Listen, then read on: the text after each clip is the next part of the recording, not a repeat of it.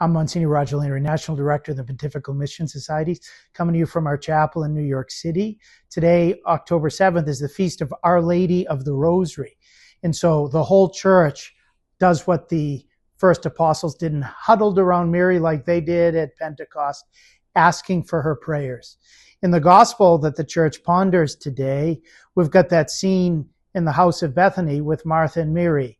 Martha working so hard out of love for Jesus, but Mary choosing the better part, the one thing necessary, and listening to Jesus seated at his feet.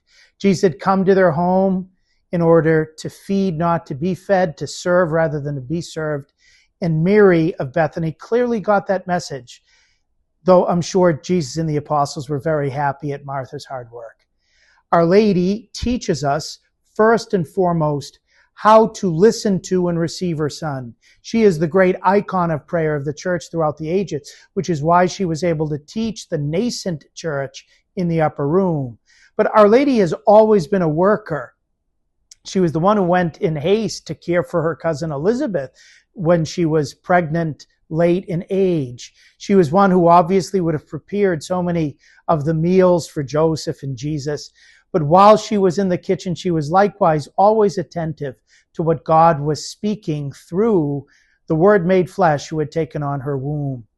And so today, on the feast of Our Lady of the Rosary, the whole church turns to her and we pray through her intercession. This feast comes from 1571, where the church in Rome, led by Pope Saint Pius V, prayed to her for victory in the Battle of Lepanto against the Turkish Muslims who were about to overrun Europe. Her prayers were efficacious.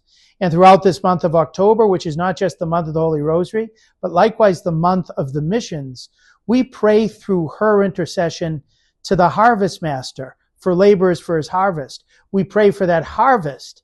Mary is the one who teaches us, as Jesus, the blessed fruit of her womb, would once say, to look up and see that the harvest is ripe. So many are ready now for the gospel, and we pray through Mary's intercession for all of them. As we draw closer, we're only 12 days away from World Mission Sunday. We start to intensify our prayer around Mary, the Queen of the Apostles, who shows us how to take the Lord with haste to others and shows us how to pray for all those who are responding. God bless you. At the end of today's reflection, brothers and sisters, I just want to make a special invitation to you.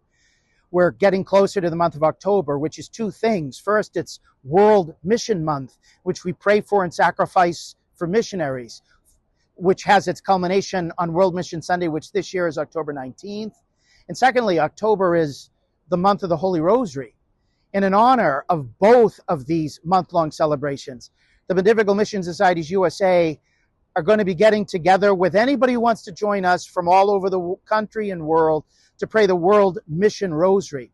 This was put together by my predecessor, Archbishop Fulton J. Sheen, when he was director of the Pontifical Mission Societies, to pray through Our Lady's intercession, the Holy Rosary, for missionaries and those they're serving in each of the continents of the world. Below on this email, you'll be able to click on a box which will allow you to sign up to join us. I hope you will pray the World Mission Rosary with us throughout the month of October.